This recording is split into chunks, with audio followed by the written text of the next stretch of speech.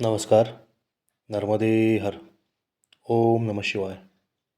माझी नर्मदा परिक्रमा .blogspot.com या संकेतस्थळाला वाहिलेल्या यूट्यूबच्या चॅनलवर आपल्या सगळ्यांचं स्वागत आहे.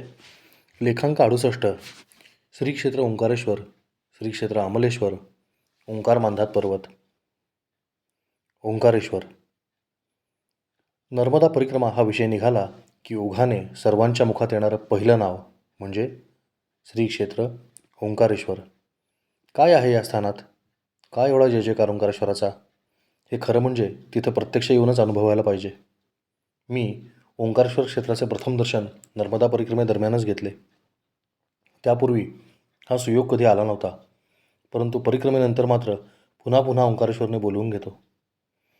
आपल्या पश्चिम महाराष्ट्रातून तुलनेने सर्वात जवळचे आणि गाडी लोहमार्ग सगळ्याच प्रकारे सोयीचे पवित्र तीर्थक्षेत्र म्हणजे ओंकारेश्वरच आहे. उजव्या हाताला दिसणाऱ्या ओंकार मांधात पर्वतावर जाणारा पादचारी पूल आपण या चित्रात बघतोय. या ओंकारेश्वराचा महिमा अपरंपार आहे. प्रत्येक परिक्रमावासी त्याच्या परिक्रमेदरम्यान दररोज ज्या नर्मदा जलाच्या शिशीची पूजा करतो त्यातील सर्व नर्मदा जल हे परिक्रमा संपल्यावर ओंकारेश्वराच्या पिंडीवर अर्पण करायचे असते. थोडक्यात काय तर ओंकारेश्वराला चढवण्यासाठी तीर्थयात्रा करून त्या जलाची तीर्थशुद्धी करण्याची प्रक्रिया म्हणजे नर्मदा परिक्रमा आहे. इतके या स्थानाचे महात्म्य आहे. ओंकारेश्वर या स्थानाच्या महात्म्याबद्दल यापूर्वी देखील अनेकांनी अनेक ठिकाणी लिहिलेलं आहे. त्यामुळे त्याची पुनरावृत्ती करण्यापेक्षा मी माझ्या डोळ्यांना हे तीर्थक्षेत्र कसं भासलं ते तुम्हाला सांगणार आहे. त्या खिंडीमध्ये उभा राहून जेव्हा मी ओंकारेश्वर तीर्थाकडे पाहिलं तेव्हा मला अक्षरशः मी भूलोकीचं वैकुंठ पाहतोय असा भास झाला. इतकी सकारात्मक स्पंदने यापूर्वी मी कुठेच अनुभवली नव्हती. आणि केवळ एका मंदिरातून किंवा एका ठिकाणावरून ही स्पंदने येत नव्हती, तर या तीर्थक्षेत्राच्या कणाकणातून रोमारोमातून ती स्पंदनं पाझरत होती. एका जबरदस्त ऊर्जेनं आणि आध्यात्मिक शक्तीनं हा परिसर भरलेला आहे हे लगेच लक्षात येत होते. इथे पाऊल ठेवताना प्रत्येक पावलाला अंगामध्ये शहारे उमटत होते. मनाची अवस्था उन्मनी झाली होती. आनंदात यशाच्या लहरींनी शरीर भारीच झालं होतं. डोळ्यातून अखंड आनंदाश्रू वाहत होते. तीर्थमहात्म्य, स्थानमहात्म्य ते याहून वेगळं काय असू शकतं? मी सकाळपासून केलेले सर्व कष्ट क्षणात विसरून गेलो होतो. नर्मदा नदी केवळ तिच्या दर्शनाने सर्व पापांचा नाश करते असे म्हणतात. याची देही याची डोळा अनुभूती मी तिथे घेतली.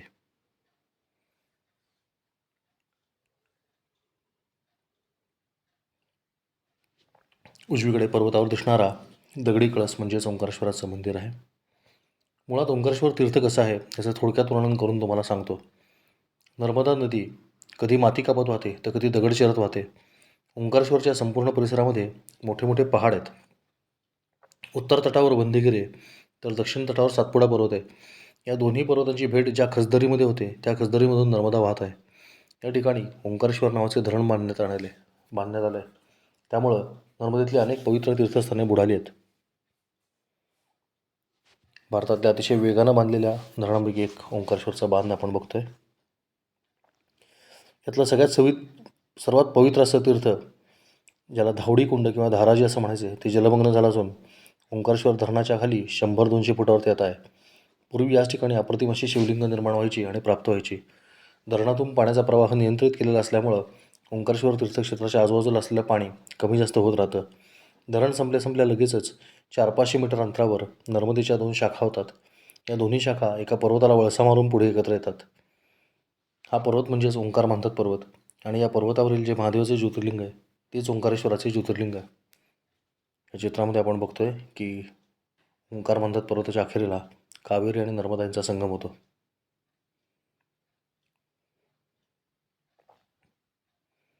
हा पर्वत ओंकाराच्या आकाराचा आहे अशी मान्यता आहे.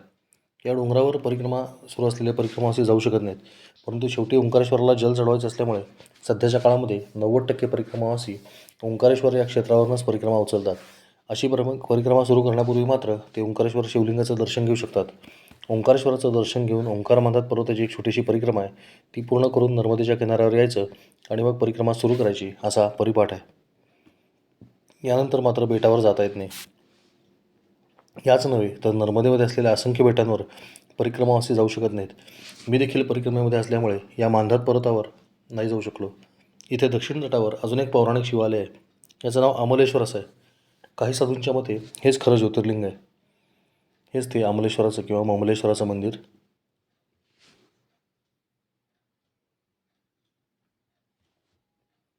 12 ज्योतिर्लिंगांची नावं सांगणारा जो श्लोक आपल्याकडे म्हटला जातो त्यात ओंकारम अमलेश्वरम असं म्हटलेलं आहे. त्याची पोड ओंकारम अधिक अमलेश्वरम अशी आहे. परंतु या श्लोकामुळे बहुतांश लोक या देवाला ममलेश्वर असं देखील म्हणतात. यातील ओंकार हे पर्वताचं नाव आणि अमलेश्वर हे महादेवाचं नाव आहे असं साधू लोक मानतात. सनातनी हिंदू लोक मध्यम मार्ग काढण्यात पटाईत आहेत. त्यामुळे या ठिकाणी दर्शनासाठी येणारे सर्व लोक दोन्हीही तीर्थक्षेत्रांचं दर्शन घेऊन मोकळे होतात. त्यामुळे 12 ज्योतिर्लिंगामधलं एखादं ज्योतिर्लिंग राहिलं असं होत नाही. श्री अमलेश्वर अर्थात सर्व प्रकारच्या मळाचा नाश करणारा ईश्वर याचं आपण दर्शन आता घेऊया महाशिवरात्रीच्या पवित्र दिवशी. परिक्रमावासी ममलेश्वराचं किंवा अमलेश्वराचं दर्शन अवश्य घेऊ शकतात. फक्त इथे गोमुखातून नर्मदेची गुप्तधारा प्रकट झालेली तिचं उल्लंघन होऊ नये याची काळजी घ्यावी लागते. त्यामुळे काही परिक्रमावासी ज्यांना या परिसराची माहिती नाही ते अमलेश्वराचं दर्शन न घेताच पुढे जातात. या पर्वतावर जाण्यासाठी एक झुलता पूल आहे. शेकडो नावं आहेत आणि आता एका नवीन गाडी पुलाची निर्मिती चालू आहे. वेगाने धावणाऱ्या नावा हे या भागाचं वैशिष्ट्य आहे. भक्तांची ने-आण करणाऱ्या शेकडो यांत्रिक नावा आपल्याला या ठिकाणी दिसतात.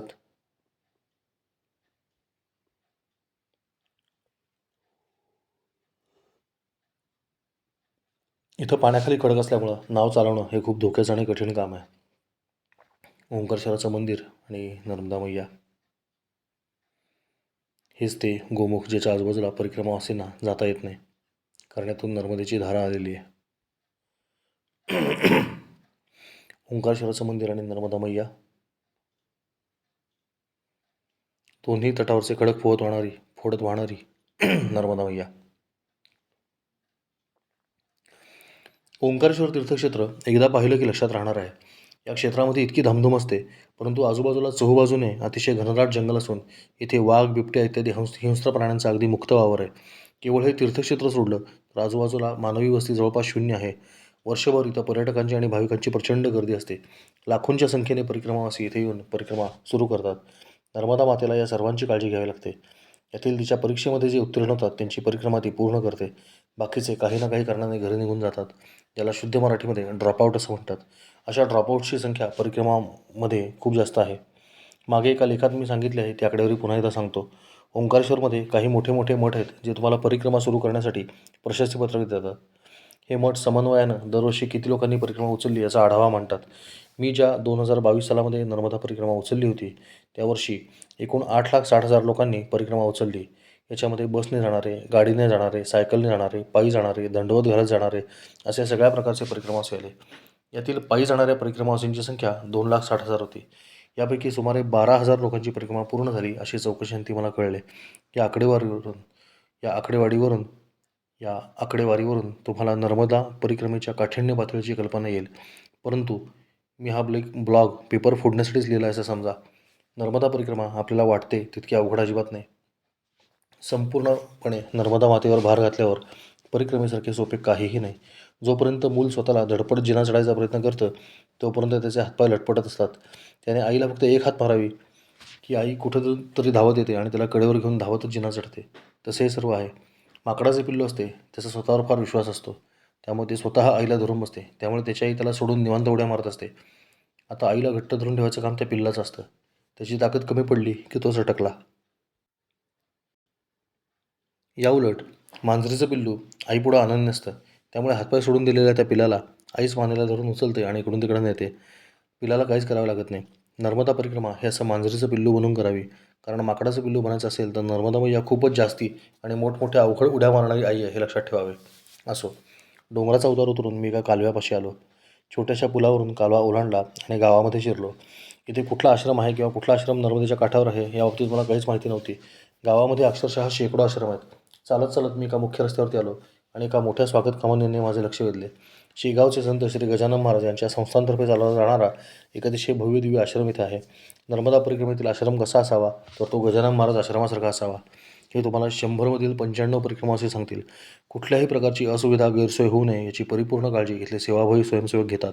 शेगाव संस्थांमध्ये ज्याप्रमाणे पांढरे शुभ्र स्वच्छ कपडे घातलेले सेवाधारी असतात अगदी तसेच सेवाधारी जे बहुतांश महाराष्ट्रातून आलेले असतात ते इथे सेवेसाठी असतात. त्यामुळे आपल्याला खूप आपुलकीने सर्व सेवा दिली जाते. गेल्या गेल्या सुरक्षा रक्षक आपले स्वागत करतात. आश्रमामध्ये मुक्काम करायचा असल्यास कार्यालयाच्या दिशेने आपल्याला पाठवले जाते आणि तुमच्यासोबत एक माणूस येतो. इथले व्यवस्थापक अतिशय आस्थेने तुमची चौकशी करतात आणि सर्व सामान खाली ठेवायला सांगतात. नोंदणी प्रक्रियेला वेळ लागणार नसून तेवढा वेळ तुम्ही कृपा करून द्यावा अशी विनंती केली जाते. त्यानंतर तुमचे प्रमाणपत्र आणि आधार कार्ड तपासले जाते. प्रमाणपत्र आणि आधार कार्ड असेल तर आणि तरच या आश्रमामध्ये राहता येते, अन्यथा राहता येत नाही. संपूर्ण परिक्रमेमध्ये आधार कार्डाची सक्ती करणारा एवढा एकच आश्रम मी पाहिला. त्यानंतर तुम्हाला परिक्रमावासींसाठी बांधलेल्या मोठ्या सभागृहामध्ये पाठवले जाते. कुठल्या क्रमांकाच्या सभागृहामध्ये तुम्ही उतरावे हे तुम्हाला आधीच सांगितले जाते आणि तिथपर्यंत सोडण्यासाठी एक सेवेकरी तुमच्यासोबत येतो. अशा पद्धतीने मी सभागृह क्रमांक 2मध्ये शिरलो आणि आतून सर्व परिक्रमावासींनी एकच जल्लोष केला. कारण गेल्या 50 दिवसामध्ये मला जेवढे म्हणून परिक्रमावासी भेटले होते ते जवळपास सर्वजण आतमध्ये थांबलेले होते. प्रत्येकाकडे फोन असल्यामुळे ते एकमेकांच्या संपर्कात राहायचे. परंतु माझा ठाव ठिकाणा एक नर्मदा मैया सोडली तर कोणालाच माहिती नव्हता. त्यामुळे मी आलो आहे हे पाहिल्याबरोबर सर्वांनी एकच गलका केला. मला उगाचच सेलिब्रिटी झाल्यासारखे वाटू लागले. परंतु नंतर लक्षात आले की आतमध्ये येणाऱ्या प्रत्येक परिक्रमावासीचे स्वागत थोड्याफार फरकाने असेच होते आहे. या सर्वांची परिक्रमा संपली होती, त्यामुळे हा आनंद स्वाभाविक होता. परंतु माझा मात्र हा साधारण मध्यबिंदू आलेला होता. अजून इतकेच अंतर मला चालायचे होते. परंतु तरी देखील या सर्वांच्या आनंदात मी तेवढ्याच किंबहुना दुपटीने ऊर्जा देत सहभागी झालो. शेगावचे गजानन महाराज यांचा आश्रम आपण या चित्रामध्ये बघतोय. या आश्रमाचं भव्य दिव्य प्रवेशद्वार.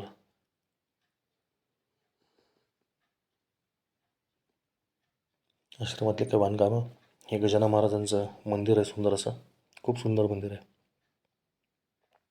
आश्रमामध्ये सुसज्ज आणि प्रशस्त असा भोजन कक्ष आहे. पुण्यश्लोक अहिल्याबाई होळकर या एका विरक्त आणि कर्तबगार साध्वीमुळं आज आपल्या देशातला धर्म टिकून आहे असं म्हणायला पुरेसा वाव आहे. आज आपण पाहतो ती बहुतांश सर्व मंदिरं एकट्या अहिल्याबाईंनी जीर्णोद्धारित केलेली आहेत. शिवप्रभूंचं स्वप्न साकार करणारी ही साध्वी आहे. हा आश्रम म्हणजे बोलुकीचा जणू काही स्वर्गच आहे. अशा सुंदर बागा, उद्यानं, हिरवळी, भक्तगणांची निवास व्यवस्था, मोकळी सभागृह असं सगळं इथं आहे. गजानन महाराजांच्या पोथीमध्ये येणारा नौका बुडताना नर्मदा मातेने वाचवलं असा जो प्रसंग आहे तो याच ठिकाणी घडलेला आहे.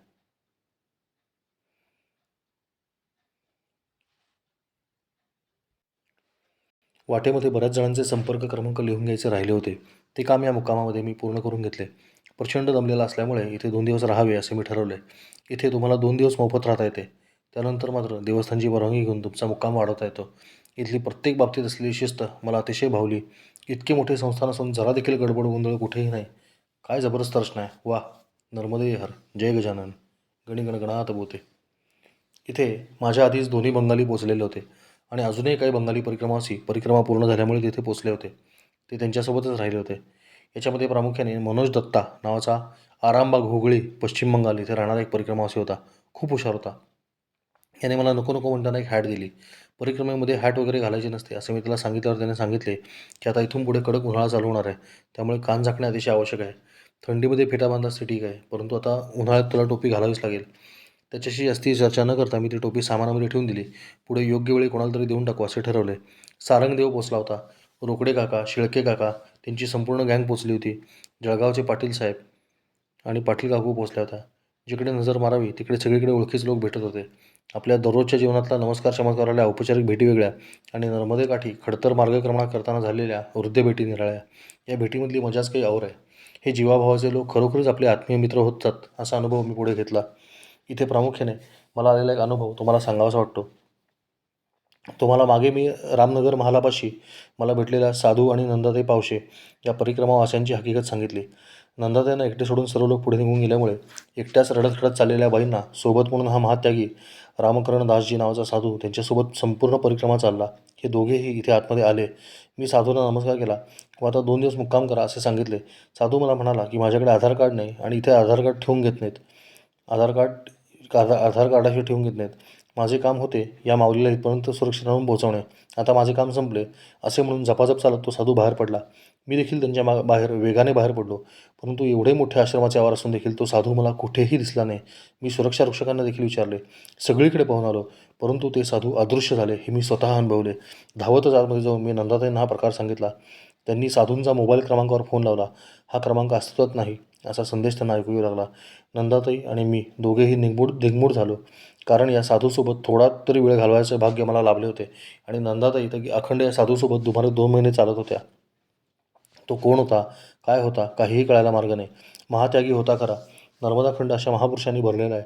इथे अजून एक चित्रपटातील हिरो शोभावा असा तरुण परिक्रमावासी दिसला. प्रत्यक्षात परिक्रमा झाल्यावर लोक दाढी मिशा केस काढून टाकतात आणि ब्रह्मचर्याचे तपसाधनेचे तेज चेहऱ्यावर आलेले असते, त्यामुळे असे लोक खूपच तेजस्वी दिसू लागतात. सर्वत्र आता असे चमनगोटे दिसू लागले होते.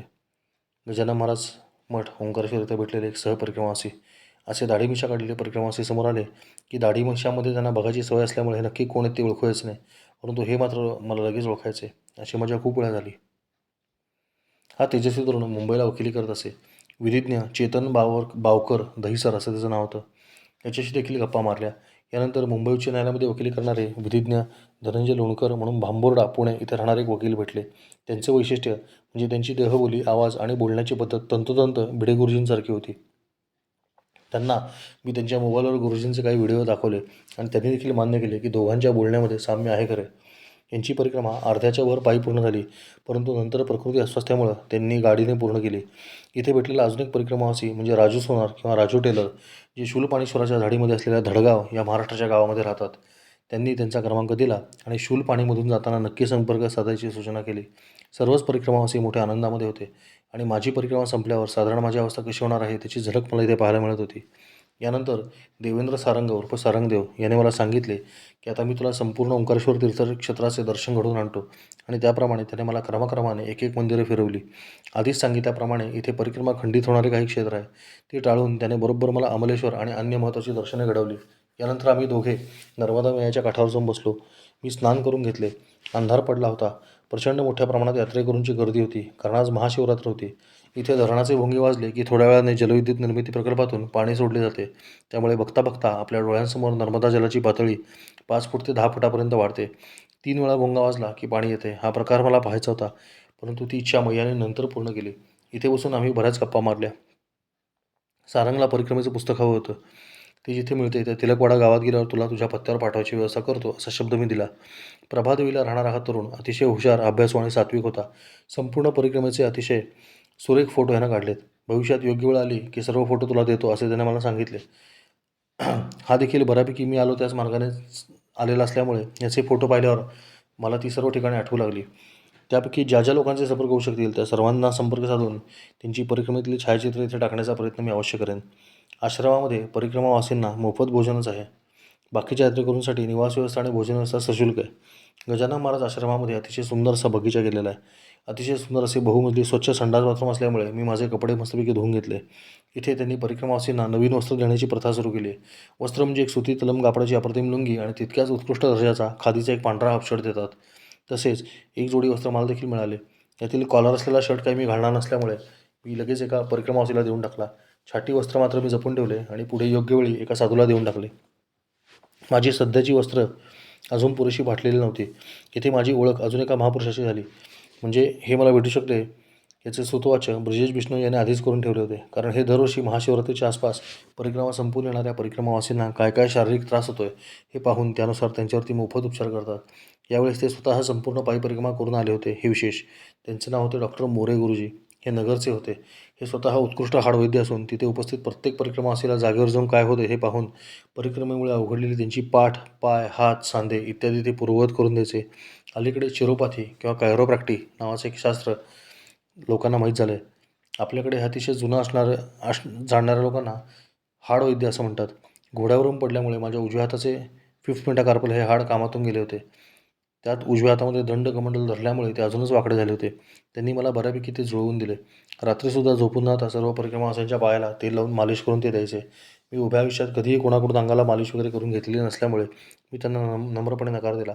परंतु तरी देखील त्यांनी मी झोपल्यावर पायाला तेल लावलेच असे मला शेजारच्या काही परिक्रमावासींनी सहशी सांगितले. त्या रात्री मी वेळेमध्ये जाऊन भोजन घेतले. अनेक नवीन परिक्रमावासींशी परिचय झाला. बऱ्याच लोकांना घेण्यासाठी त्यांची घरातील मंडळी देखील आली होती. या सर्वांशी देखील गप्पा मारल्या.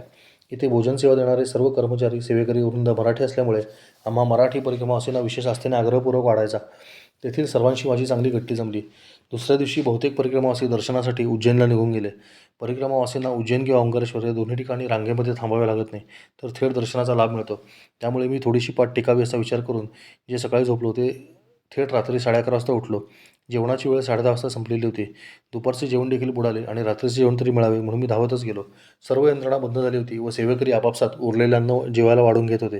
मी अतिश्रमामुळे दिवसभर झोपून राहिलो होतो आणि दुपारीसुद्धा जेवलो नाही हे सांगितल्यावर मात्र त्यांनी कुठल्याही नियमावर बोट न ठेवता त्यांच्यासोबत मला जेवायला घेतलं आणि अतिशय आनंदाने शिरापुरी भात आमटी वगैरे पोटभर खाऊ घातले.